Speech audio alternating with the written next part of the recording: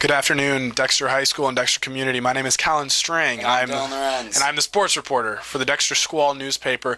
Today we just wanted to bring you, we're hopefully a weekly thing where we're going to be doing sports reviews for the past week. So for the week of October 22nd, I think everyone knows what happened with the football team. Absolutely record-breaking team. They went 6-4. Sadly, they lost to Southline in overtime, which was absolutely amazing. It was a great game. The atmosphere in the stadium was amazing, let me tell you. It really was. Dylan got to experience it, and it was just amazing. Their stands might have been small, but our student section showed out. I will tell you that.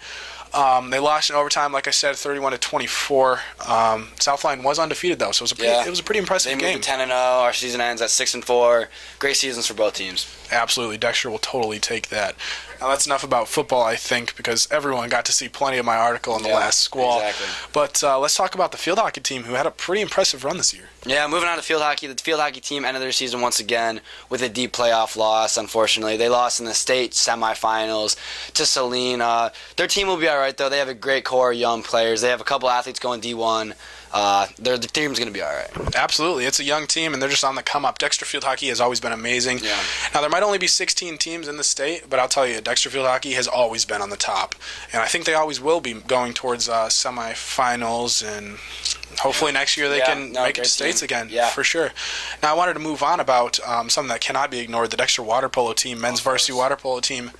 They just got news. They're going to states. Yeah. They were runner-ups in the regional tournament, so they could play second in regionals, and they are in a position to go to states and possibly place in the top teams. They're one of the top teams in the state. The state tournament's coming up in 2 weeks. The water polo team expects to have a great showing. Absolutely. Anything can happen with this team if they play their best.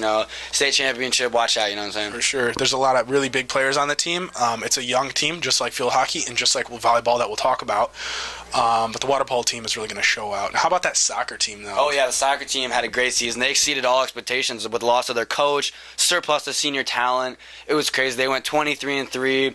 They made it to the regional finals, but they unfortunately lost to Cranbrook, ending off just a pretty solid season for the Dreads. It was. Everyone really thought it was going to be an amazing game against Cranbrook, but I mean they lost 4-1. It was a devastating defeat for the seniors. They'll come back strong though. Oh, I have full confidence. Their coach is professional in futsal. He's coming from the Ann Arbor area. He's really been around the world and knows how to work a soccer team. Now, women's swim and dive, they're not in the playoffs yet. They're going to be. They're coming up this week. Be on the lookout for women's swim and dive in playoffs. Senior night on Thursday, they absolutely smoked Lincoln. It was a tri-meet, and they just destroyed. Yeah, the seniors got a good last senior night. They beat Lincoln and Ipsy. It was a great night. The atmosphere was crazy in the building, let me tell you. It was great. Absolutely. And then our men's cross-country team is also doing absolutely phenomenally. Oh, yeah. Last week on Thursday, they also performed as anyone would expect from Dexter Cross Country. They're really a standout team, and they're going to continue doing great things. Top three guys, they're younger people. Oh, yeah. There are a couple seniors up there, of course, but it's one of those young teams. Yeah, juniors. Yeah, exactly. Juniors, even sophomores. I think we all know Nathan Larson. Yeah, Nathan Larson, Owen Absolutely, Heward. For sure. It's Lucas Betzel, yeah. And then, of course, volleyball. How can we not talk about volleyball? SEC champs again for another year, and absolutely dominating. Yeah, it was a great season for the Dreads again, with a couple D1 prospects, one D1 commit prospect. Taylor Venuto. Great season. Some of the top players being seniors. It is an older team, but it also has a lot of young players that are surprisingly playing on the varsity team.